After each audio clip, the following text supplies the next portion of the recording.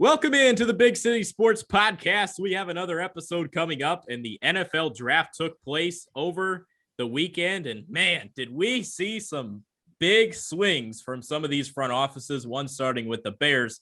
But before we get into breaking down each team, the Bears, Jets, and Giants in that order today, I want to ask how my man Swig's doing. How you doing today? I'm doing good, man. I watched the draft for 3 straight days. I was entertained by it for sure. We saw some big moves directly involving the three teams we cover. I thought, it was entertaining as a whole outside of that. But I'm excited to get into it. For any listeners who don't care about football and want us to get back to other sports, I promise that's coming next week. But for now, I'm excited to recap the draft here really quick.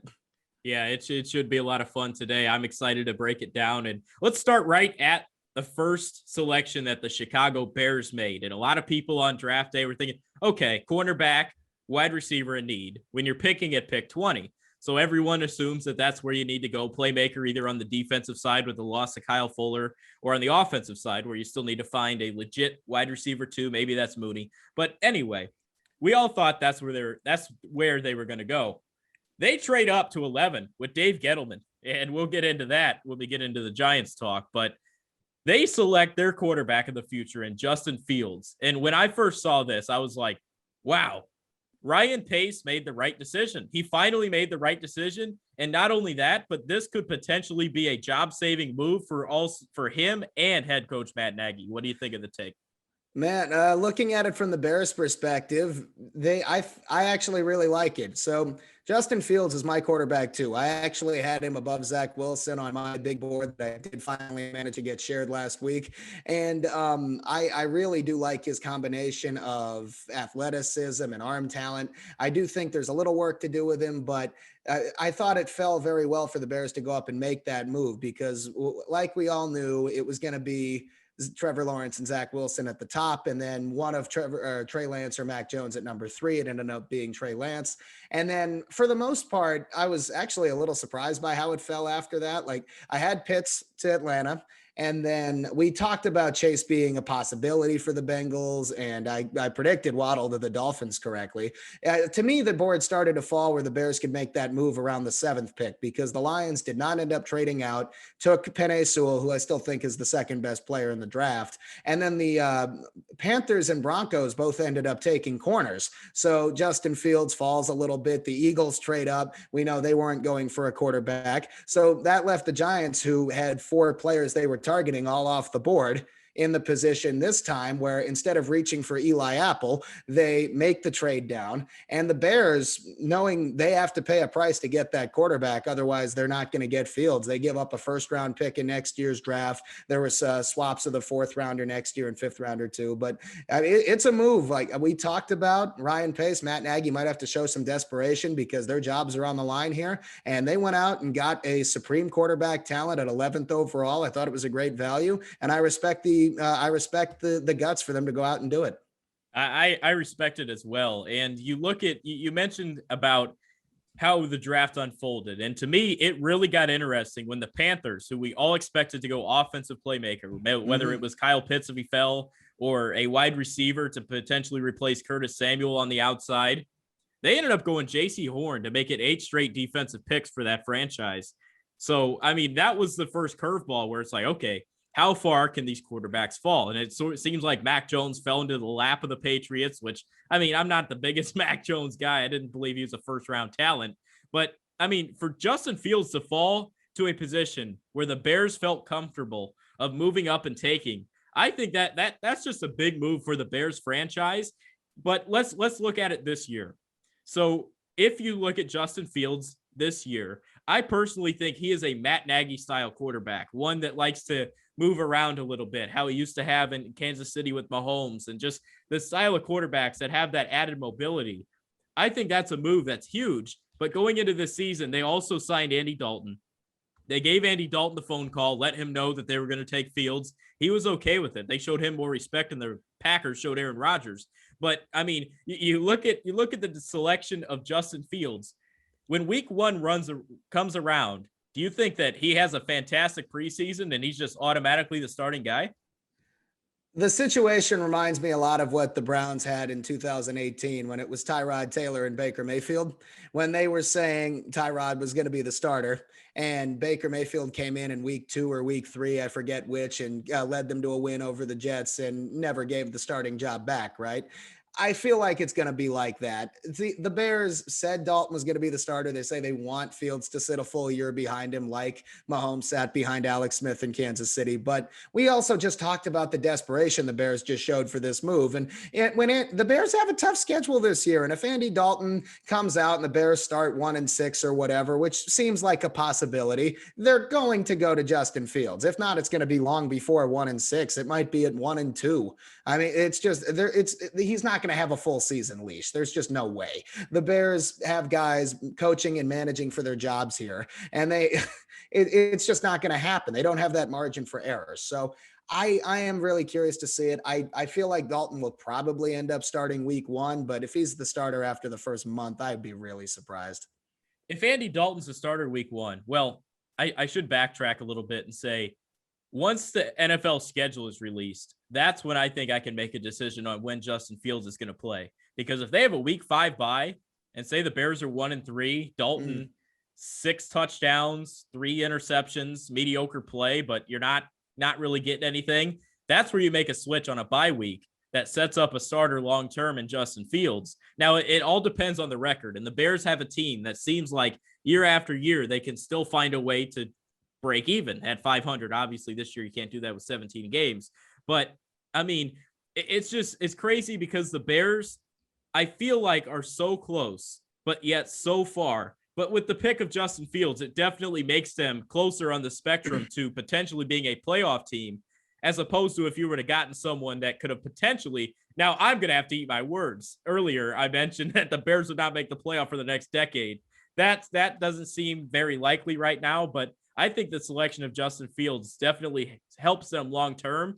And as it appears to this year, I think it's going to take a little bit of time to see how the schedule unfolds before you can make that decision.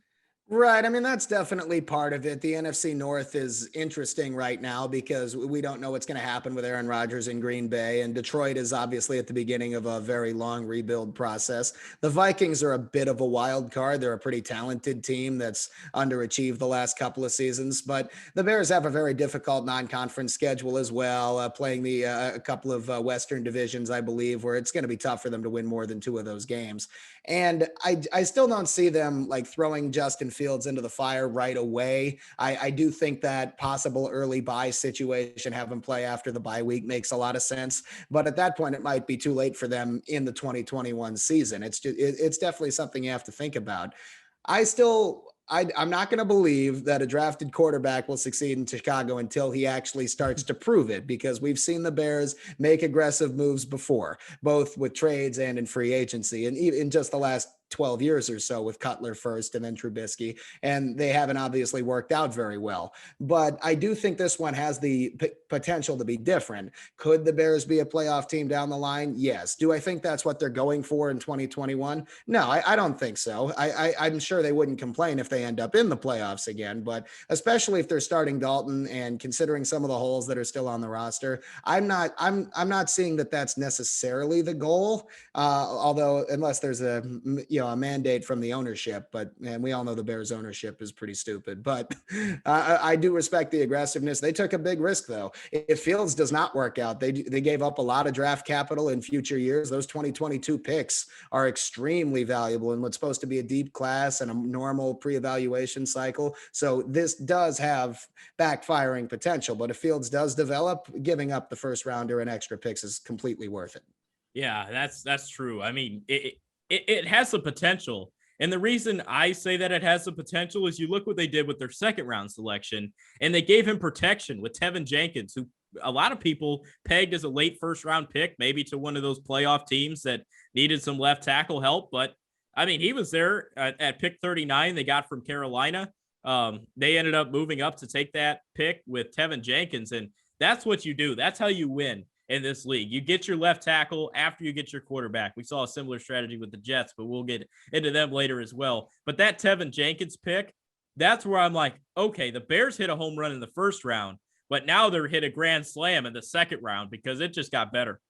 I love the Tevin Jenkins pick. I love the trade up there. Carolina traded about 6 different times during the draft, and I'm not even exaggerating. I don't think but Tevin Jenkins, to me, when I watched him on film, he had a mean streak. Like, I mean, he loved to finish his blocks, bring that physical, nasty element that coaches love to see from offensive linemen. I did think it was a little curious. Earlier today, the news broke that the Bears were letting Charles Leno walk, and not saying that he's Orlando Pace or anything, but he has been a solid tackle for them, considering he was only a 7th round pick. He's been a very good investment considering that. And Tevin Jenkins was a right tackle at Oklahoma State. He was not protecting the blind side, and now he's going to be the left tackle, it appears, right away. So I do think that's an interesting move. I'm not giving the blind side thing too much here. It's more just you have to reverse the footwork and the hand placement a little, just playing from the other side. I'm sure he will get used to it, but I think it'll take him some time to get acclimated. The Bears, I definitely fully understand and agree with the logic that you have to protect, and the offensive line has been far from perfect. But it is just one thing I think you have to keep in mind. Really quick, after they made those trades, they didn't pick again until round 5, I believe. I liked a couple of their later picks as well. I think Khalil Herbert, the running back out of Virginia Tech, will contribute as a 3rd down back or a change of pace guy right away. I like the Kiris Tonga pick from BYU at the very end of the draft. I think he was a solid defensive tackle who at that point was completely worth the investment. So overall, I really like what they did. I still think they're in a weird spot overall, but they have that potential quarterback of the future, and that's the most important piece. It is. And I like the pick of the 6th round there with Daz Newsome. I mean, Mhm. Daz Newsome was someone at North Carolina. You talk about needing a wide receiver, and I'm not going to say he's going to come in and be a superstar, but to get him in the 6th round, he was someone that showed that speed on the outside. And I mean, that's what this Bears offense has. You have the quarterback at Justin Fields, I would assume, at some point in the season. You have David Montgomery, who had a pretty solid season last year, but you get Tariq Cohen back, who's a little bit of a gadget player. Then you bring in a Marquise Goodwin on the outside. You have Darnell Mooney that can stretch the field. And then you have a legit wide receiver 1 and Allen Robinson on the other side. So the Bears right now, I mean, their offense has been something they struggled with for years, where it seems like they put up 9, 17 points, anywhere in that range on any given Sunday, with a lot of field goals kicked by kickers that have not succeeded in Chicago. But as of late, I mean, I think this Bears team, the offense, is definitely taking a step up in this year's draft class and could potentially be a top 20 offense next year. Well, that's a start. Now, I'd make the argument, at least at the beginning of the season, Andy Dalton had great weapons in Dallas last season and didn't really succeed. Now, Yep. I do want to throw out right away the Cowboys are known for having a great offensive line, and most of them were hurt as well. So that contributed, not blaming it all on Dalton. But he had Ezekiel Elliott and Amari Cooper, Michael Gallup, CeeDee Lamb, etc. The weapons were there, and Dallas struggled a little bit offensively once he had to play, and their defense just struggled in general. But I don't expect the Bears to be quite the same situation. I gotta say though, you got to think about the play calling, which has been a controversial topic in Chicago the last couple of years. And that Fields is a young quarterback with the mobility. Most of these guys are speed guys who need free releases, who need to get the ball in space. So we need to see creativity for these guys to be maximized. I haven't been convinced that Matt Nagy and Bill Lazor are the guys to do that, but they also have more talented players now. So it's just, they need to change that philosophy a little bit to get these guys in space. If they do that, they can absolutely take a step forward. I think they have to commit when it comes to being an offensive coordinator. Now, I mean, obviously, Lazor's the OC, Matt Nagy the head coach, but you have to commit for an entire season on the play calling. You can't switch one and then switch back to the other, because it definitely, you could say that it doesn't change your offense, but it changes it, because you have plays that Matt Nagy would like to run in a 3rd and short situation. It's Cordero Patterson in the backfield trying to blow it up the middle.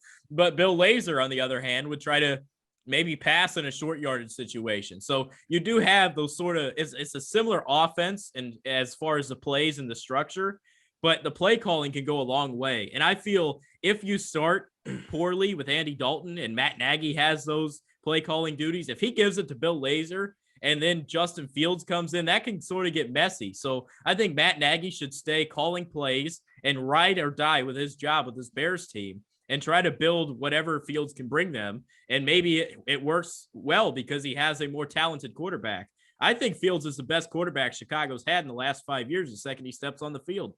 I mean, 5 years, that's it. I mean, you're giving Jay Cutler a lot of credit here, man. Look, obviously, the play calling is either going to maximize an offense or it's going to limit its ceiling. And for the most part, the last couple of years, I'd argue it's been more limiting the ceiling than maximizing potential. But there's also a much higher end talent at the quarterback position, and there have been resources invested at wide receiver. I'm still not convinced this is going to be enough to keep Allen Robinson to stick around, but we'll see. And Darnell Mooney being there, Marquise Goodwin being there with the speed. Tariq Cohen, we all know, is a gadget player. And I wouldn't throw Cole Kmet into the speed category, but he brings a bit of a safety blanket element to the offense. The offensive line, I still think, has some question marks, and you have to prepare for some injuries throughout the season. And that can definitely disrupt the rhythm and timing a little bit. But you definitely see the potential for the future a lot more now than you did a week ago. Yeah, you do. And let's switch over to the Giants. Now, the New York Giants, Dave Gettleman, after 8 years of not making a single trade in the NFL draft in any round, has decided to move down to 20, the Bears spot. This was the two teams that traded. And they elect to go with Kadarius Toney, wide receiver out of Florida.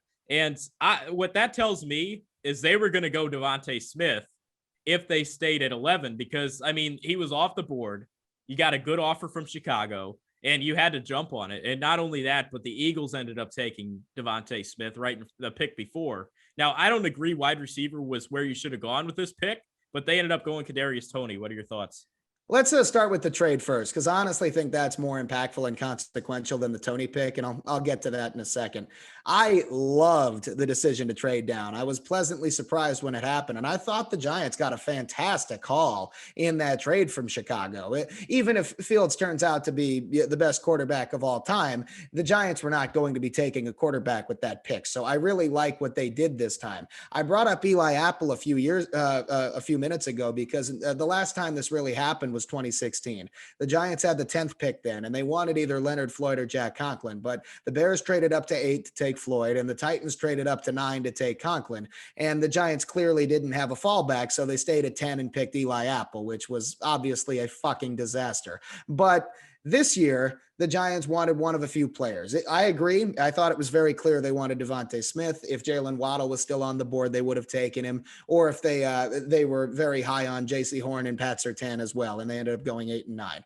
With all 4 of those players off the board, this time, instead of the Giants reaching for Toney at 11 or reaching for somebody else, they traded down. They had a contingency plan. And not only did they have a contingency plan, but they took advantage of a team that was desperate to move up for a quarterback and they didn't have to move down that far and got those extremely important assets in next year's draft, most notably the first round pick, but also a 4th round pick. And those 2022 draft picks were very hard to get to pry from other teams. And I believe it was the only first round pick that changed hands during the 3 days of the draft. So I'm very excited about that. I love that at the time. I still do. I'm not going to lie here. I hope the Bears are shit next year and lose every single game, and it turns into a Texans situation where the Giants get a free high pick from a bad team. But even if they don't, I do really like that logic. The Giants have 7 picks in the first 4 rounds next year. And that's something that they can use a lot of different ways.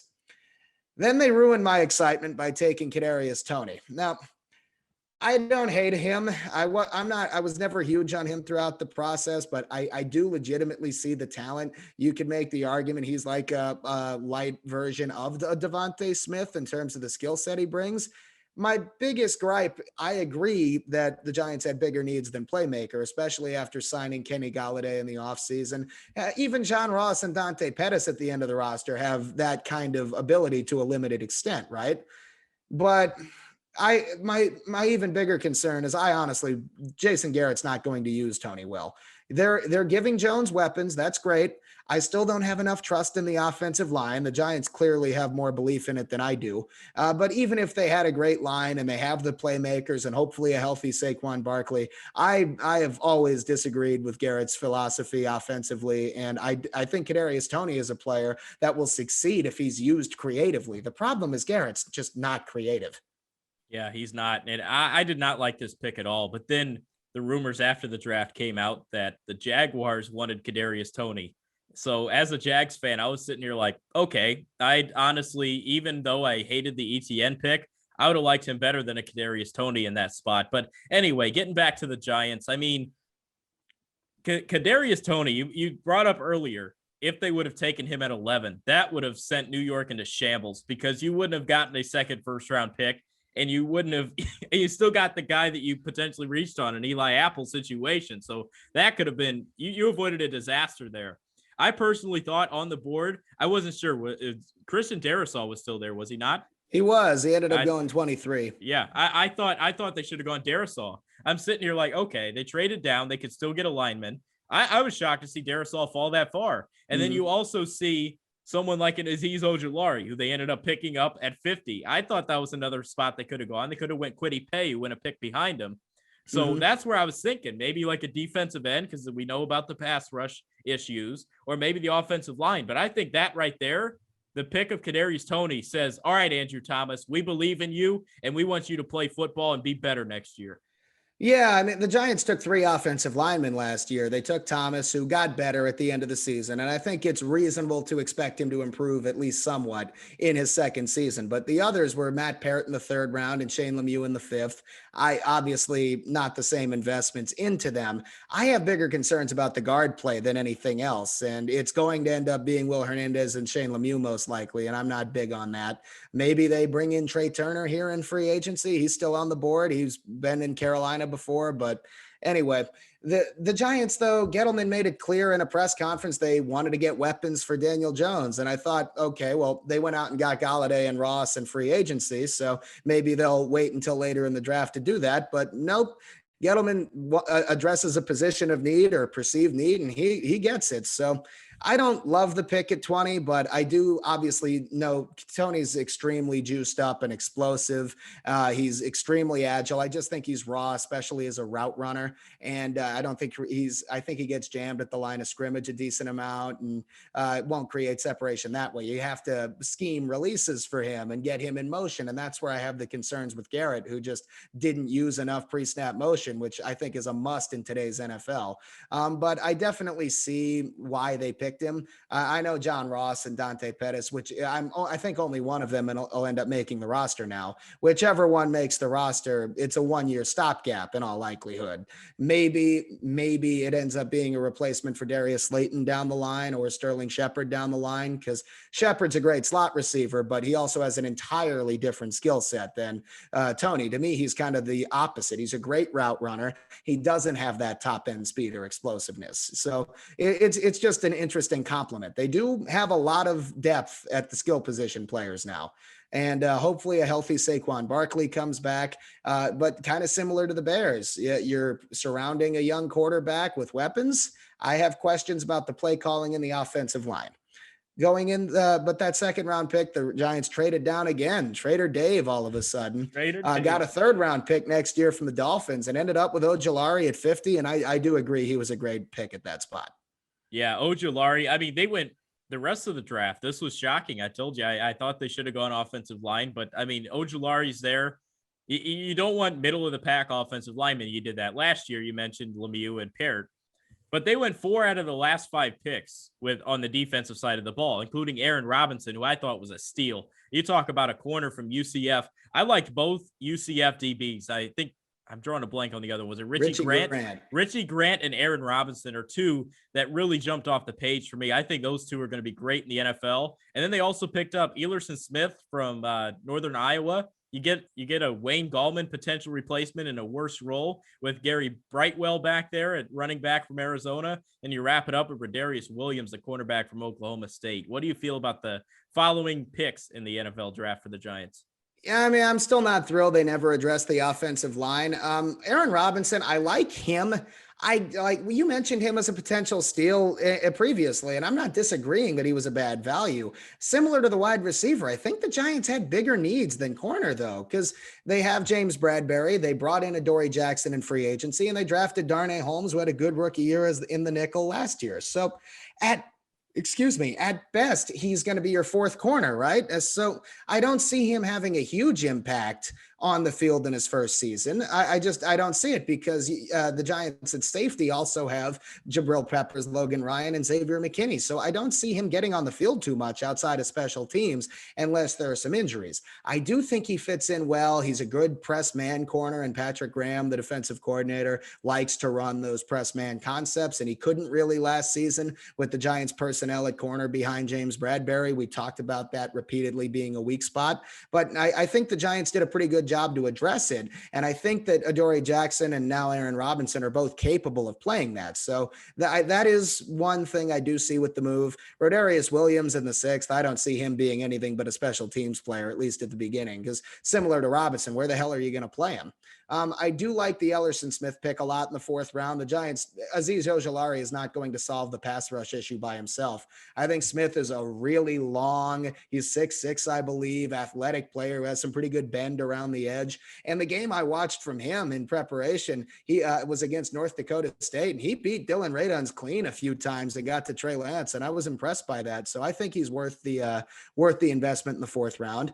Gary Brightwell, I'm not going to lie, I didn't know a ton about him, but I did have a feeling the Giants were going to take a running back on day 3 and they needed some depth. So I don't have a problem with it. Overall, I still like what the Giants did a lot. I'm not huge on Tony, but he absolutely has the talent to prove me wrong. It's just, I don't think the play calling will maximize his ability. But outside of that, I like what they did. I still wish they addressed the offensive line, but getting those considerations next year is ginormous. Yeah, it definitely sets them up for the future. And they still have a potential playoff team roster right now. It all falls on the shoulders of Daniel Jones, who is going to be asked to put up a lot of production this year for this football team because they have talent on the outside. They have talent on the defense. But I think the New York Giants are going to be an interesting watch this year. Yeah, the division's interesting. I honestly thought Washington had a very, very good draft, and they're going to be a team to look out for. We'll see how Fitzpatrick does, but outside of that, I think they have a pretty well-rounded roster and a very good defense. The Cowboys are an interesting one to me. I still think they're going to have the best offense in the NFC East if everyone's healthy. I have no doubt. It's the defense that's a big question mark, and they added to their linebacking core, and the rest of their defense I still have questions about, and Philadelphia is most likely going to enter a rebuild, but we never beat them anyway, so I don't think it really matters. Overall, though, the Giants, I still don't see it as a playoff team, but that's going to be the stakes. There's no excuses for Jones. They surrounded him with a lot of talent, and the defense should be solid again if they're able to stay healthy. I hope. We'll see what happens, but at least Gettleman didn't take a shitty defensive tackle in the third round like he usually does. Yeah, he usually ends up taking at least one of those, but not this time. Not this time. Let's head over to the New York Jets, where they got their guy. They got their quarterback. The Bears got Justin Fields, their quarterback. The Jets get theirs with Zach Wilson, number 2 overall. This was expected, but I think the real question that's going to have to play out between the teams that we cover. It's funny that Zach Wilson and Justin Fields went to both teams that we cover. Which one ends up having the longer tenure in their spot? Maybe that's our poll question of the week. Oh, yeah. No, I like it. I think that's the most impactful. It is obviously the most impactful position on the football field, and how those two are going to be compared against each other to an extent. Yeah, same with Trevor Lawrence and Trey Lance and Mac Jones to a lesser extent. It's 5 QBs. They like to do that QB class comparison. We see it with the 2018 class with Mayfield and Allen and Darnold, and you can go back and find other examples. But in terms of Zach Wilson, we all knew that was going to be the pick. I like his ability to improvise and make things happen. I think in some ways he has some similar abilities to Justin Fields, but I personally like Fields a little bit more. But I absolutely see the upside with Zach Wilson. I think he's going to be asked to do a lot right away, though. The Jets don't have that veteran for him to sit behind. They're going to throw him into the fire right away. I believe James Morgan's still the only other QB on their roster. Is that correct? I believe so. Yes, they gotta add a veteran, right? So Wilson's going to be starting week 1, even if they add a veteran at this point. He will be starting right away. So the Jets' offensive line has been a huge issue for them. And then their second first-round pick, they traded up to 14 and ended up with Elijah Vera Tucker, who is one of my favorite offensive linemen in the class. I think I had him 3rd in the offensive line group behind Sewell and Slater. I love that value at 14. And you put him next to Mekhi Becton, that left side of the offensive line should be good for a long time. Yeah, the blind side's definitely going to be protected now. And I like that pick. at 13 because similar to the Bears, they traded up. Now the Bears traded up in the second round to get Tevin Jenkins, but the Jets traded up to 13. And not only did they get a lineman, now we talk about how line's a big need, but a lot of tackles are in this draft. Not a lot of guards, not a lot of centers. Vera Tucker has that ability to slide over and play guard. So he was technically the only good guard, if you will, in the first round that a team could definitely take a look at. And the Jets were like, hey, he's still on the board at 13. Let's get up. Let's call Minnesota. Let's get up there and let's protect the blind side for the next decade on this line. Yeah, and guard I thought was the biggest position in need on that line. It's been a weak spot for years. We've seen the years of Pat Elflein going out there and being a human turnstile out there, and they really needed an upgrade. I know he's not there anymore. Vera Tucker has the versatility to play tackle as well. He did play tackle and played it pretty well at USC when they had an injury last season, but I still think his long-term future is as a guard, and I think he could be a damn good one who could fit in any blocking scheme. Him and Becton next to each other should be very good on the left side. Long term, I still think they have to upgrade the right side of the line a little bit, but they got a little bit of production from that center spot last year. And then later in the draft, they addressed the skill positions a little bit to surround Zach Wilson. And that started in the second round with the Elijah Moore pick. Yeah, it did. And Elijah Moore fell. I thought he was going to go to the Packers. Well, the Packers. Oh my gosh, the Packers. That's where I thought they would go offensive skill position, and Elijah Moore I thought would be a good spot for him. But the Packers fans on draft day seems like it's a kid that's ready for Halloween, and he goes out and thinks he's getting this big candy bar and he gets popcorn. It's like year after year you get disappointed. But anyway, looking at the Jets with the pick of Elijah Moore, I love this pick because it gives you another legit weapon on the outside. And you see the track record with Ole Miss receivers, the DK Metcalfs, the AJ Browns. He's a smaller stature, but a guy that can still produce in an offense. Now, it's another toy for Zach Wilson. You brought in Corey Davis. You already have Denzel Mims last year. You brought in Keelan Cole. So you definitely have a lot of different playmakers that can move around a little bit on that offense. And at least it gives you depth. I think he'll be a slot receiver. That's he's a smaller guy, so I think he's going to thrive in that role. He's very explosive, can make things happen after the catch. I'm high on Elijah Moore. I think he's a good value at the top of the second round there. You can put Corey Davis and Denzel Mims more on the outside and get Elijah Moore, especially in like a trips or a bunch formation where you can get him a free release, get him in space. That's where he is going to thrive. And Zach Wilson can use him as a bit of a security blanket. Think of, I'm not trying to compare the player, but think of how Josh Allen would throw to Cole Beasley in Buffalo, a guy who was there and who he'd throw to, was a reliable target, and then make things happen after the catch. I think Elijah Moore has an upside to be a lot better than Cole Beasley, but I think he will fill a similar role in the offense. And I really like that pick. I think the Jets offense is still going to be a work in progress with a rookie quarterback and Denzel Mims, who flashed but didn't play a lot, and Corey Davis, who's been decent but not great considering he was a top 5 overall pick. I do still have some question marks, and the tight end spot I still think is a weak spot for the Jets as well, but they've absolutely made a lot of investments. I thought they had a great draft overall. They're still in the middle of a rebuild, so Zach Wilson has the benefit of not being expected to make the playoffs in year one. I do think it's reasonable for Jets to at least try to take a step forward and get to 4 or 5, 6 wins somewhere in there. That'd be a heck of an improvement. And a lot of teams, a lot of fans, I wouldn't say teams, fans tend to, whenever you see a losing organization, after a down year where you lose a lot of games, they immediately think, oh, well, they're going to suck, right? But yep. It's the little victories where, okay, they improved to 6 wins this year. It's those little things that fans are like, oh, well, they sucked again. Well, if you're playing better football, if you're staying in games in the fourth quarter, you might not win them. But if you still become a 6-win team, that's a heck of an upgrade. I don't care what anybody says. I think just the small victories are what you need to do during a rebuilding process, because it shows that your character, that you can come out on top in those close games. And that's where I think the Jets take that next step this year.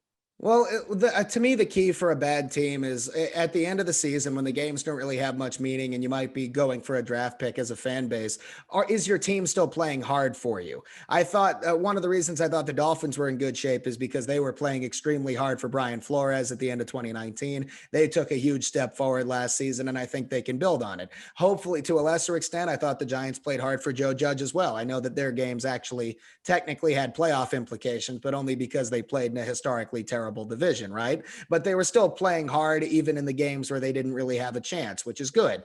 If the Jets struggle, which seems likely in a division with a very good Buffalo and Miami team and a bit of a wild card in New England, but the Jets are unlikely to win more than a few games this season. Does Robert Saleh have the respect of his team? Does he have everyone motivated? We know the energy he provides. Are the Jets still fighting in week 14 if they're 2-11 before that, whatever the situation is? If so, I think it's definitely something they can build on. If not, it could be like the Jets 7-9 season a couple years ago, where they won a few meaningless games and then fell right back into that 3-13, 2-14 record with the Adam Gase shit show that was there for a couple of seasons. It's just, it's definitely two sides of the same coin there, but I do think it's something the Jets can build on as long as they're still playing hard.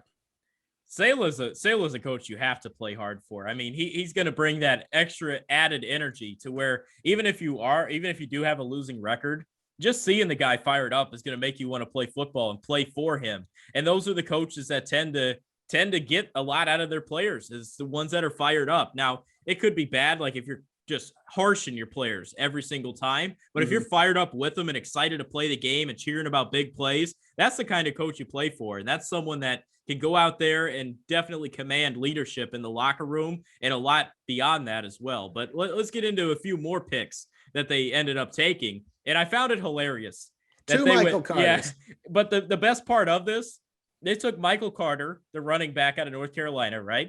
Mm-hmm. And then they took Michael Carter, not just another Michael Carter, but it's Michael Carter the second. So you took Michael Carter and Michael Carter too. That's the best draft. That's the best. I mean, of course, Jamie and Sherwood sandwiched in between the two, but you talk about a draft class, you get two Michael Carters and the second one is a second. How rare is that? Yeah, I don't know if that's ever happened before, man. But I honestly thought both picks were good values. I wasn't huge on Michael Carter, the running back. Like, I like him. I didn't love him. I had him as my running back 5, but I thought taking him at the beginning of the 4th round was a fantastic value for him. Another guy to surround Zach Wilson with, who can have an impact in both the run and the passing game. Michael Carter, the second, the safety, I think is going to be somebody that can be used in multiple different packages, can rotate in and out, being a depth safety at the beginning. But I do think he has the potential to start. I liked him at Duke. So I think he was a solid value. I can't remember if he went in the 4th or the 5th round, but I do like that pick on day 3. I like the Hamza Nasruddin pick as well. They really did try to upgrade that secondary, and the secondary absolutely needs a lot of improvement. I still think they might go out and sign a Richard Sherman now that the draft is over, because it won't affect the compensatory pick formula. The Jets still have plenty of holes on the roster, especially in the secondary, but they have absolutely taken several steps in the right direction. I thought they had a great draft. They were aggressive in free agency, and unlike the Bears and the Giants, they don't have that same pressure to be good this year. That we know it's going to be a multi-year process. I just think as long as we see the first step on the road back to respectability, it'll be considered a successful season. It will be. That's a good point. I mean, the Jets, it's funny because the national media always bashes them as a team that continues to just suck year after year after year after year after year. But I mean, and frankly, they do. But going forward, I think you look at all 3 of our teams that we cover, Bears, Giants, Jets. I don't think any of them are done in free agency. You look at the Bears, they still have a lot of cap space, or not necessarily a lot, but they cut Charles Leno to free up some of that space. You still have to fill the Danny Trevathan role on your defense. Maybe Jalen Smith becomes a cap casualty in Dallas. I mean, you never know with the situation going on there. You bring in another linebacker. They did end up declining Leighton Vander Esch's 5th-year option, so maybe that plays a little bit of a role in that. But I think the Bears are still going to add a linebacker. And the way that they cut Charles Leno, frees up some money. I think the Giants could still potentially add some people. And then you look at the Jets that you mentioned, Richard Sherman. We've been crying for Richard Sherman to the Jets for a while now with that Robert Saleh connection. Right, and he can play that zone coverage that he loves and be a veteran leader and still an effective player as well. I don't think any team is necessarily done. It's just that the heavy lifting in free agency and then the draft is done. So we might see somebody added possibly as a June 1st thing with the cap, but We have a much better idea of who these teams are going to be heading into next season. They might sign one or two players here that might have an impact, but overall, we can project kind of who's going to be on the team, where the strengths and weaknesses are, and go from there. Obviously, what Jets fans really want to see is how Zach Wilson does in year one. Hopefully, for their sake, it's not quite what happened with Mark Sanchez, where he showed some talent at the beginning, and then there were plenty of factors that led to his demise and the whole Rex Ryan era. And I don't want to go down that road, but it was pretty funny. The Jets in general, it can be a fun team to make fun of, like you said, with the New York media. Hell, I'm a Knicks fan. I can absolutely attest to that. Being in the biggest market, it'll get you a lot of clicks when a popular big market team is bad for several years in a row. And the Jets have been that team to beat up on. And frankly, it saved the Giants from further criticism, I think, because they've been bad too. And they haven't been hit quite as hard, I think, just because the Jets have been worse for longer. But ignoring the media for a second, it's just, I really like what the Jets did in this draft overall. I like the Jamie and Sherwood pick too. So overall, I think they've done a lot to address their roster and free agency in the draft. I still think they're going to be bad next year. The record is not going to be very good, but that doesn't mean that they haven't gotten a much better foundation for this team to build on. They did. They knocked it out of the park with the draft this year, and definitely you try to take advantage of your picks that you gathered over the years, and then you end up trading up to get an Elijah Vera Tucker, and that's the icing on the cake. You saw the Bears do it with Tevin Jenkins and Justin Fields, similar to here, Elijah Vera Tucker, Zach Wilson. But all three of these teams are going to be interesting watches this year, because even if your team's bad, still get a young quarterback ready to play some football and try to help your franchise win. Absolutely, man. I thought it made sense for the Bears to be aggressive if they wanted a QB. We knew the Patriots were going to have somebody fall into their laps, but the Bears were not in that same position. And the Giants, since they were not going to go for a quarterback, I still think trading down was the best thing they did in this draft both times. And then they still ended up with Ojulari in the second round. So I really like what they did there. I think for next season they have tons of options. If Jones flops, for example, they can use those picks and move up for a quarterback. Or if he doesn't, they can use those picks and just surround the rest of the roster, build up linebacker, pass rush, or whatever positions still need help. And then the Jets, they're still going to have a truckload of picks. I believe they have another first rounder next year from the Jamal Adams trade. So they have 2 first rounders as well. There's a bright future here now. The Bears do not have that same draft capital that the Giants and Jets do, but you can see the paths that these teams can take to be successful. We'll just see if they're able to follow that blueprint. Yeah, we will. We will. And it should be a lot of fun this season. But that's going to do it for today. Coming up next week, we're going to get into some NBA talk. We haven't talked basketball, and it seems like forever. We're going to talk about the New York Knicks. Definitely something. They're a team that's been hot as of late. Have a big stretch of games coming up, both good and then bad. But we'll have to check that one out. But basketball talk coming up next week. But for today, that's hockey too. Little hockey too, sprinkle some in there, talk about the Rangers and the Blackhawks collapses and the Islanders' potential playoff bid. So should be a lot of fun there. But that wraps it up for today. So make sure you check us out. We're on Spotify. We're on Apple Podcasts, YouTube, wherever you can get your podcasts, you can get us. So Big City Sports Podcast, be sure to leave a like, subscription, review. Well, that's going to do it for today. For Swig, I'm Dylan Kern saying, see you later.